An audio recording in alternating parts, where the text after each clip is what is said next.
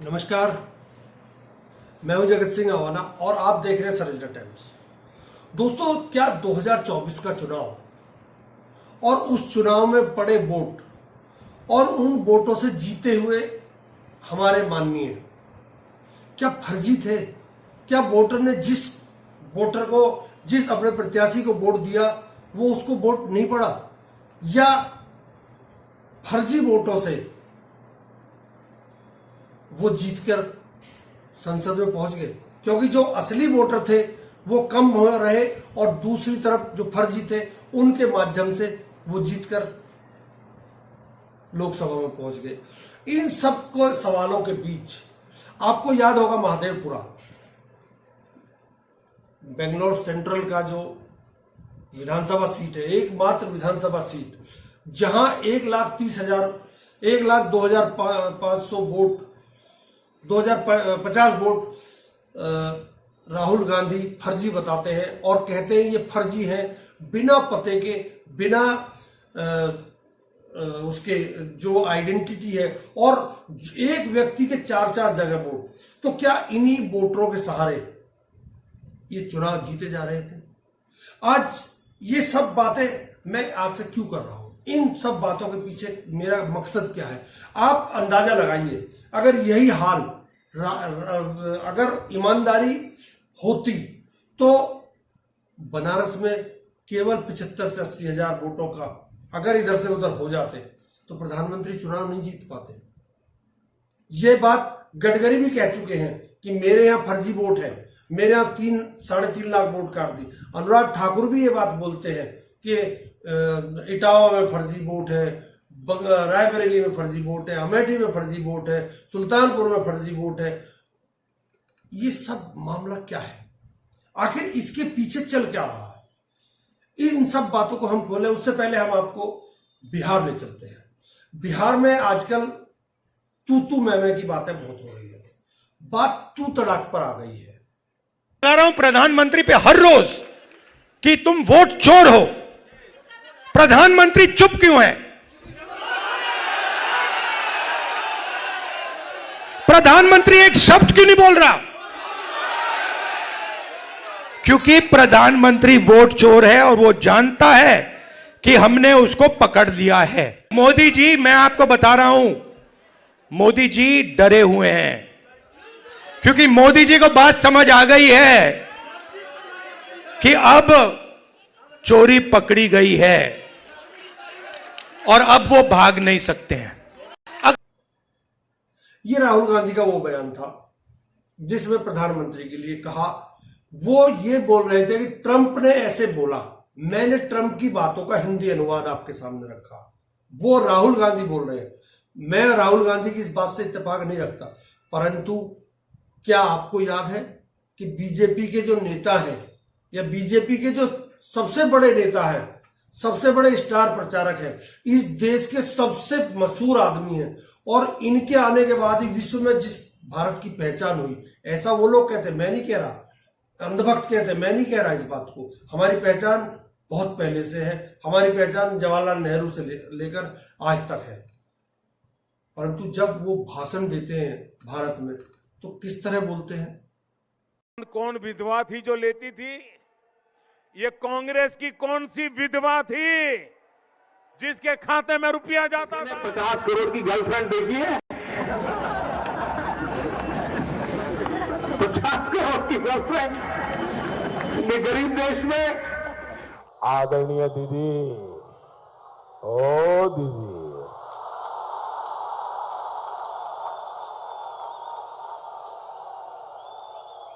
दीदी, ओ दीदी,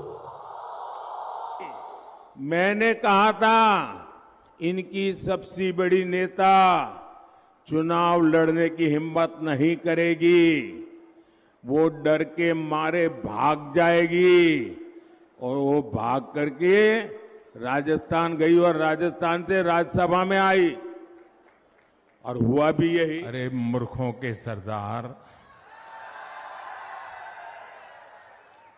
किस दुनिया में रहते हैं ये लोग? कांग्रेस के नेताओं को अपने देश की उपलब्धियां न देखने की मानसिक बीमारी हो गई अभी है। कल हिमाचल के दौरे पर मौन मोहन सिंह जी आए थे।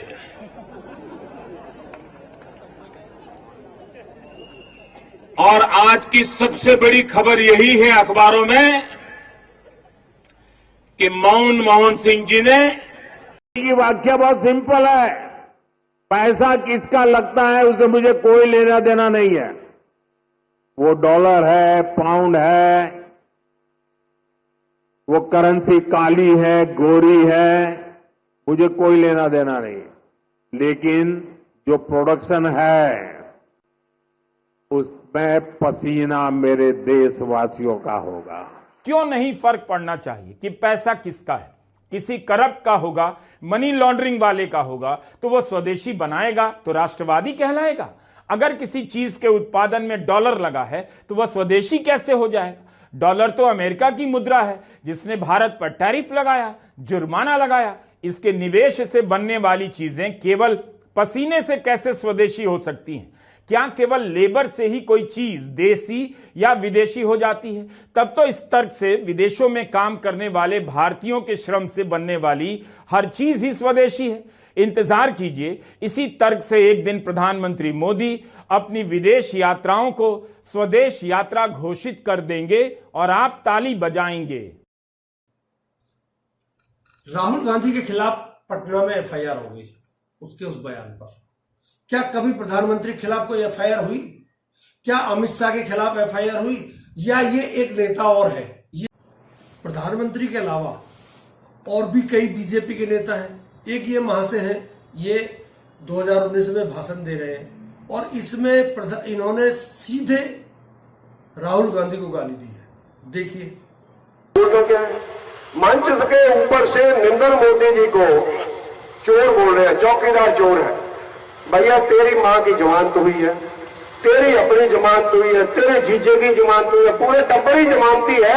नरेंद्र मोदी की ना जमानत हुई, ना केस बना, ना किसी ने सजा दी। तू कौन होता जज की तरह चोर बोलने वाला? यानी एक पंजाबी आदमी ने लिखा, मैं जहां से मंच से नहीं बोल सकता, उसने फेसबुक के ऊपर लिखा। परंतु ये शर्मा ने कहा कि मैं आपको जरा बोल के नहीं, मैं आपको कहते कि बोल नहीं सकता क्योंकि इतना राहुल जी के बारे में हम भी नहीं बोल सकते क्योंकि एक पार्टी के नेशनल लीडर है और 3 बार के एमपी है। मैंने कहा लिखा क्या? बोल के दो। कहते लिखा नहीं, आप थोड़ा फेसबुक के ऊपर पढ़ो, देखो हमसे भी ज्यादा गुस्सा लोगों को। तो उसने लिखा है, यदि मैं तो फिर बाहरी मन से मैं बोल रहा हूं, उसने लिखा है कि अगर इस देश का चौकीदार चोर है, अगर उन्हें सीधा लिखा फेसबुक के ऊपर। इसके अलावा रमेश बिधूड़ी को आप भूले नहीं होंगे, उसके अलावा अनुराग ठाकुर को आप भूले नहीं होंगे, उसके अलावा आप उसको नहीं भूले होंगे जो टीवी डिबेट में सुरेंद्र राजपूत को गाली दी थी, मां की गाली दी थी बीजेपी के प्रवक्ता ने।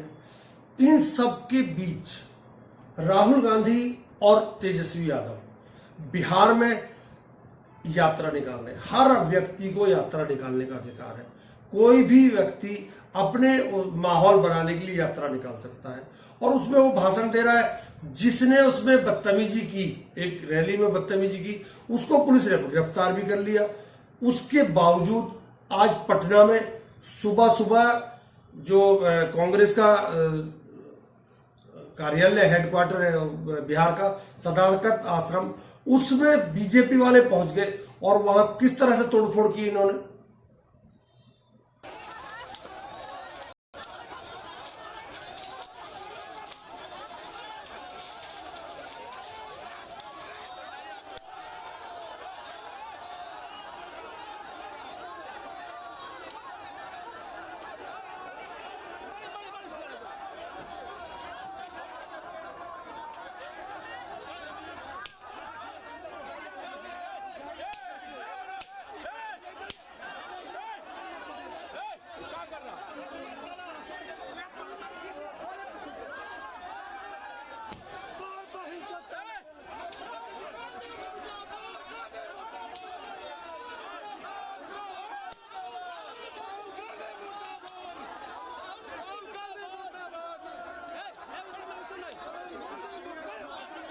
वहीं दूसरी तरफ राहुल गांधी और तेजस्वी यादव अपनी यात्रा में आगे बढ़ रहे हैं। सिक्योरिटी इशू आए हैं परंतु फिर भी वो चल रहे हैं।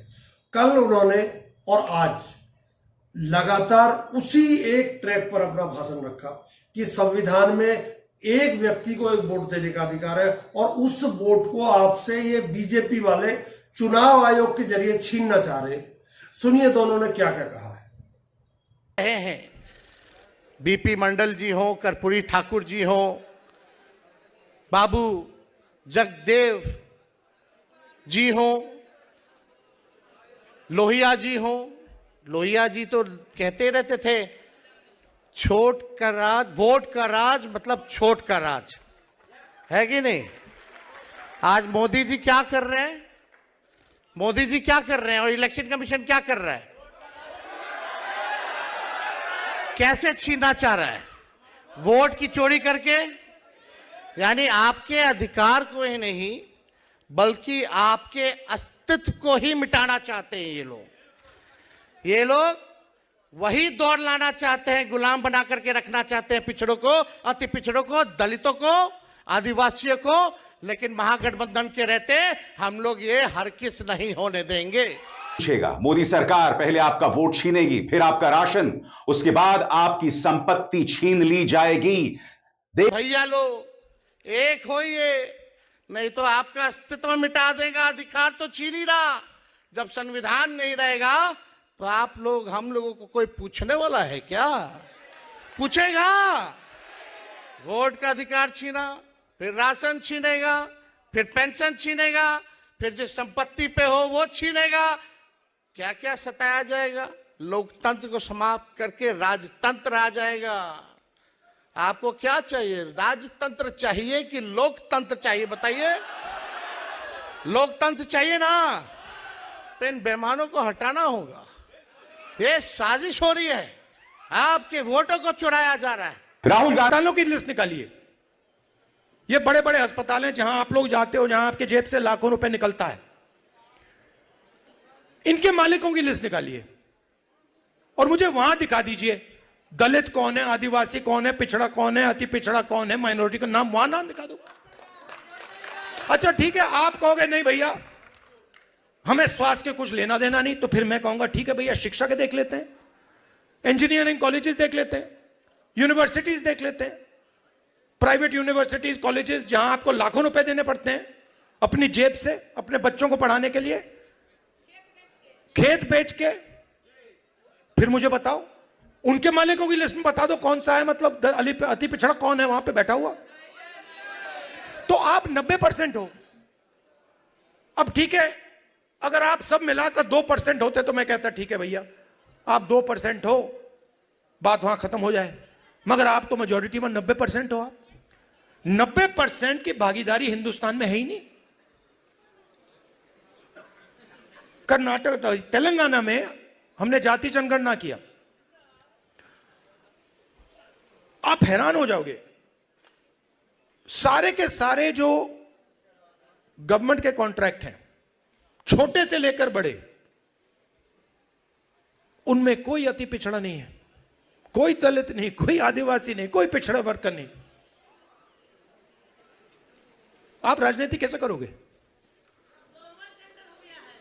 मतलब पूरी की पूरी फंडिंग आपके हाथ में नहीं है, कॉर्पोरेट इंडिया नहीं है, अस्पताल नहीं है।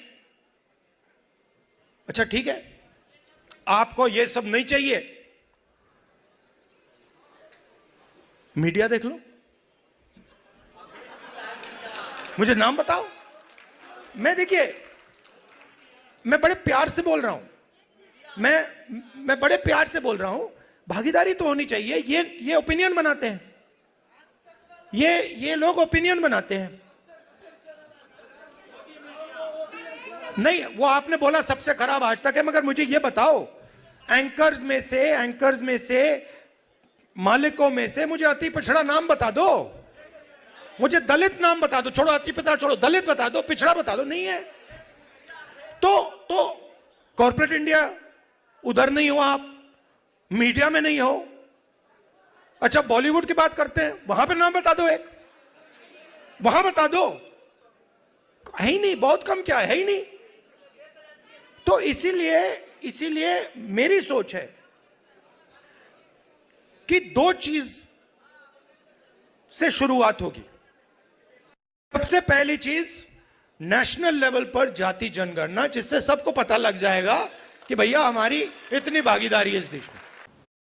நம்ம அன்றாட லைஃப்ல तो इस संविधान पर आक्रमण होता है। इस संविधान में लिखा है कि हिंदुस्तान के एक नागरिक को एक वोट मिलेगा, चाहे वो अंबानी हो, चाहे वो सबसे गरीब व्यक्ति हो, किसान हो, मजदूर हो, वोट एक मिलेगा। माधवापुरम में एक व्यक्ति का नाम 4-5 बार वोटर लिस्ट पे आता है। यह संविधान पर आक्रमण है और यह हम नहीं सहेंगे, यह हम नहीं होने देंगे। प्रधानमंत्री पे हर रोज कि तुम वोट चोर हो, प्रधानमंत्री चुप क्यों है? प्रधानमंत्री एक शब्द क्यों नहीं बोल रहा? क्योंकि प्रधानमंत्री वोट चोर है और वो जानता है कि हमने उसको पकड़ लिया है। मोदी जी, मैं आपको बता रहा हूं, मोदी जी डरे हुए हैं, क्योंकि मोदी जी को बात समझ आ गई है कि अब चोरी पकड़ी गई है और अब वो भाग नहीं सकते हैं। करके चुनाव जीतता है। नरेंद्र मोदी वोट चोरी करके, वोट कटवा के, वोट बढ़ा के चुनाव जीतता है और नरेंद्र मोदी और अमित शाह की मदद हिंदुस्तान का इलेक्शन कमीशन करता है। तो मैं समझना चाहता हूं, ये बोल रहे हैं कि आपके अस्तित्व की लड़ाई है, आपको एक अधिकार मिला हुआ है वोट का, उस वोट के अधिकार को आपसे छीना जा रहा है और ये कुछ जो तथ्य सामने आ रहे हैं उनसे लग भी रहा है।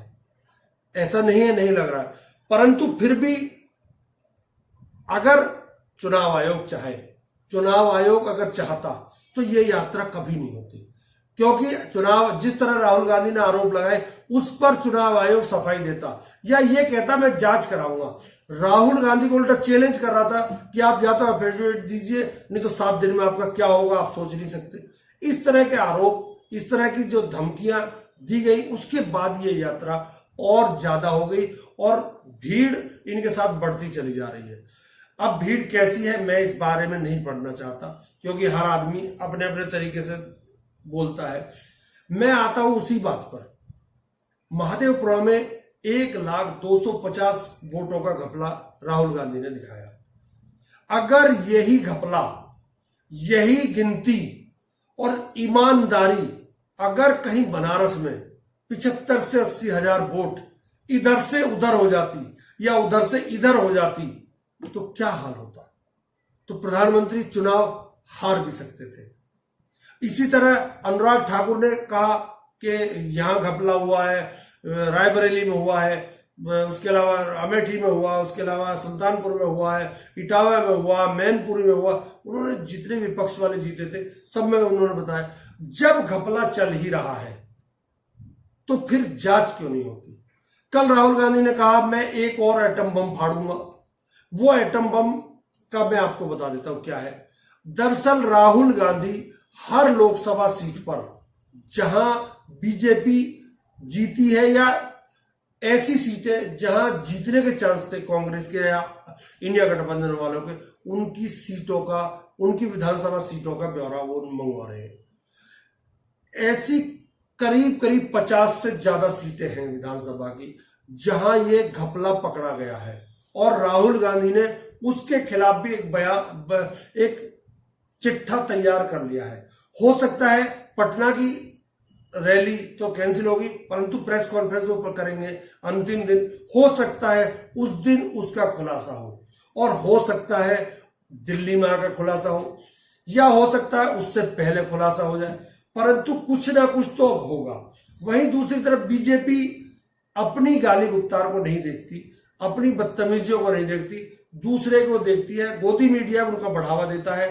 गोदी मीडिया ही कहीं ना कहीं इस देश में लोकतंत्र को खत्म करने का प्रयास कर रहा है। एक वोट का अधिकार आपके पास है, केवल एक वोट का, वो आपको फ्री में मिलती है, बाकी आप सब चीज में टैक्स देकर लेते हैं। आपको अपने वोट का अधिकार समझना चाहिए और उस वोट को क्यों जाने दिया जा रहा है उस पर भी आपको सोचना चाहिए। मैं राहुल गांधी और तेजस्वी के साथ इसलिए हूं क्योंकि वो गरीबों के अधिकार की लड़ाई लड़ रहे हैं, वो उस वोट की लड़ाई लड़ रहे हैं जो हमारे संविधान ने हमें दिया। संविधान में लिखा हुआ है बाकायदा कि आपके पास एक वोट है, वही अमीर के पास है, वही गरीब के पास है। तेजस्वी यादव कह रहे 2 गुजराती आपसे आपका अधिकार नहीं छीन सकते। मैं भी कहता हूं कि आपसे कोई अधिकार वोट का नहीं छीन सकता जब तक संविधान है। अगर संविधान नहीं रहेगा तो आपको वोट का अधिकार नहीं मिलेगा। अगर वोट का अधिकार छीनता है तो ये देश चाइना और रूस बन जाएगा, जहां जब तक आदमी जिंदा है तब तक राष्ट्रपति या प्रधानमंत्री रहेगा। सोचिए आप। नमस्कार, बहुत बहुत धन्यवाद।